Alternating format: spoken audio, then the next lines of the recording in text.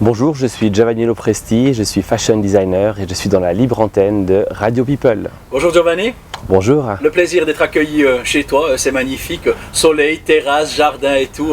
On est ici dans la banlieue lausannoise et tout. On est chez toi exactement ou bien Exactement, on est à la maison. À la maison, oui. À la maison. Ça c'est magnifique. Tu travailles à la maison, l'atelier est en dessous, comment ça se passe? Non, l'atelier ne se trouve pas ici parce que il s'est trouvé ici pendant de nombreuses années, mais j'ai voulu séparer un peu travail et maison. Donc la maison maintenant c'est la maison. Voilà. C'est un piège quand on a l'atelier à la maison, on n'arrête jamais. En fait, on se relève la nuit, il y a des choses comme ça. C'est ça le problème, c'est que très souvent, comme tu le dis justement, on se relève la nuit et puis on a des idées, on se met à travailler, puis du coup on n'a plus d'horaire et puis les clients qui débarquent de temps en temps, puis du coup voilà, je préférais garder un petit peu le côté privé à la maison et puis séparé avec le travail. Malheureusement pas progressivement, c'est-à-dire que pendant des années on souhaite que quelque chose se passe finalement, on est dans cette attente d'un certain succès puis d'une certaine reconnaissance et puis tout d'un coup ça arrive en fait, on ne sait pas trop comment, quoi, bien sûr après de nombreux efforts, beaucoup de travail, mais tout d'un coup ça change et ça change assez radicalement, donc il y a un temps d'adaptation malheureusement qui n'est pas très grand, il faut assez vite pouvoir se réadapter et puis recréer en fait ces plages horaires. Je dirais, ne m'ont pas freiné en me freinant.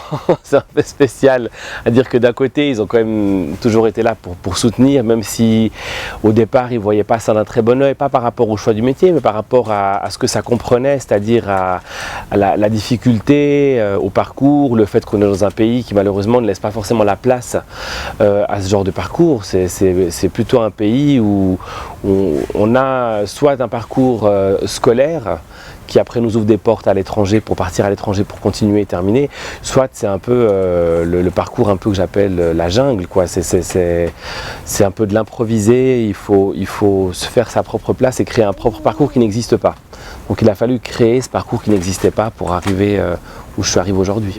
Et ça fait partie de mon caractère, j'ai toujours été quelqu'un de très à contre-courant de ce qu'on me demandait, de ce qu'il fallait faire, donc ça rentrait déjà dans mon objectif de fonctionnement. Mais là, c'était plus, je crois, une passion qui faisait que je ne pouvais pas faire autre chose, quoi. Je veux dire, j'avais que ça en tête, c'était inévitable, je ne pouvais pas faire autre chose. Inéluctable. Je ne pouvais pas faire autre chose, c'était une obsession, c'était plus qu'une passion, c'était une vraie obsession. Et au niveau caractère, voilà, ils ont des caractères qui sont très faciles, c'est les premiers à filer un coup de main et je pense que ce côté un peu généreux dans l'humanité et la proximité, je l'ai aussi... eu grâce à eux parce que j'ai toujours vu mes parents s'impliquer dans plein de projets, des associations, des choses sociales, caritatives. Enfin, ils ont toujours été très actifs de façon sociale. On a toujours eu plein de fêtes qui se passaient ici dans notre jardin, dans cette maison. Enfin, ça a toujours été un lieu de rencontre, que ce soit familial ou amical. Donc au niveau caractère, ils ont vraiment des caractères qui je dirais cool, quoi. J'ai des parents qui sont cool et je suis super content d'avoir les parents que j'ai. Je pense qu'il y a un moment donné en effet où il y a des choses qui doivent se passer. C'est-à-dire qu'il y a plein de moments où on va à contre-courant et on sent qu'on essaie plein de choses et que ça ne fonctionne pas. Parce qu'on est sur des canaux qui ne sont pas les bons en fait simplement et je pense que c'est valable pour toutes sortes d'artistes, que ce soit un chanteur ou un acteur ou un comédien. Je pense qu'au bout d'un moment on teste différentes choses, différentes pistes qu'on nous donne ou qu'on se trouve soi-même et tout d'un coup on atterrit juste dans la bonne, quoi, dans la bonne piste et puis on ne sait pas pourquoi mais malgré la désorganisation ou malgré les conditions qui font que ça ne devrait pas se passer, tout d'un coup ça se passe. Les parcours qu'on avait à disposition en Suisse étaient quand même assez restreints par rapport au choix, à la multitude du choix qu'on a. Si on prend l'exemple d'une Saint Martin School à Londres ou d'un technicum à l'étranger ou de S-Mode à Paris, du Studio Berceau, enfin des grandes écoles de renommée mondiale ou l'Académie royale de Anvers qui elles proposaient déjà des cursus scolaires bien précis dans le domaine de la mode, que ce soit de la mode éditoriale avec la presse ou de la mode en termes de télévision ou de la mode en termes de design. Il y avait vraiment beaucoup plus de choix. Ici en Suisse, à part faire un apprentissage de couturier, finalement on n'avait pas grand-chose dans les mains. T'es pas né dans le bon pays? Non, je pense pas que c'est ça. Je pense que c'était peut-être pas la bonne période. Aujourd'hui, ça a changé. Aujourd'hui, les choses ont évolué. J'ai quand même fait, en un peu plus de 10 ans, bien plus que ce que j'espérais ce que j'espérais réaliser, concrétiser et faire. Donc je ne me plains absolument pas parce que tous ces petits rêves que j'avais à droite à gauche dans mon tiroir, j'ai pu en réaliser une grande partie. Donc je pense que je suis déjà très satisfait de ce que j'ai pu faire.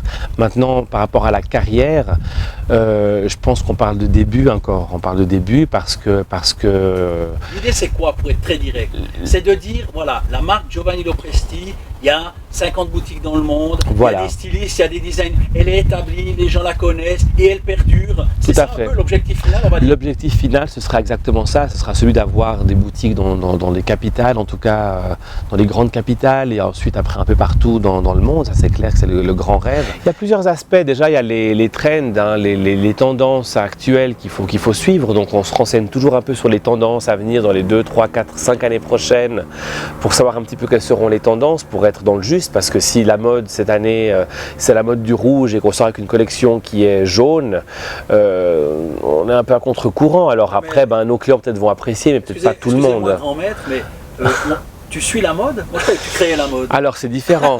Ou ce sera plus tard que tu vas créer une mode. C'est deux choses différentes. C'est-à-dire que suivre la mode, c'est suivre la mode. Suivre une tendance, c'est quelque chose de différent. Une tendance, c'est donner le ton à ce qui va se passer dans les années à venir, c'est-à-dire que par rapport à l'ambiance générale dans le monde, par rapport à la politique, par rapport à ce qui se passe, par rapport aux événements, on a certaines tendances, on a ce qu'on appelle des bureaux de style, des bureaux de tendance qui créent les tendances pour les années à venir et qui donnent en fait une grande palette d'influence et d'inspiration. La mode représente le monde aussi? La mode représente le monde, oui, tout à fait, exactement, tout à fait, complètement. Et c'est pour ça qu'après, en ayant cette panel à disposition, ce grand choix vaste de choses à disposition, chaque créateur va aller piquer différentes choses par rapport au thème, par rapport à l'inspiration du moment pour créer sa collection. Ensuite, s'entourer des bonnes personnes, que ce soit au niveau amical, en tant qu'au niveau amical que sur le plan professionnel aussi, c'est-à-dire que de s'entourer des personnes professionnelles qui sont là pour vous aider à grandir et pas pour vous aider à ramasser leur part du butin, parce que si c'est ça le projet dès le départ, ça ne fonctionnera pas. Il y a un vrai esprit d'équipe qui doit exister et perdurer, et j'ai vraiment eu beaucoup de chance.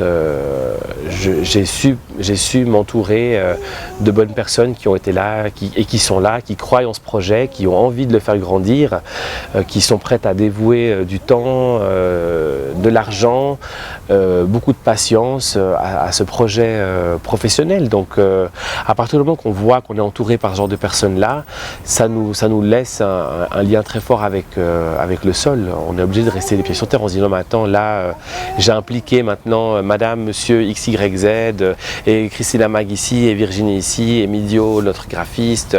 On a toutes sortes de gens et d'acteurs qui sont présents dans ce parcours. Samuel Mevlou aussi, avec qui j'ai collaboré sur cet événement. C'est une collaboration toute nouvelle qui s'est très bien passée. Nathalie Georges, avec qui je collabore depuis 10 ans maintenant, qui me suit depuis 10 ans dans mes péripéties dans le monde entier. Donc quelque part mon lien, ma connexion, mon âme, c'est ça, quoi. C'est tous les gens dans l'ombre qui sont derrière Giovanni Lopresti.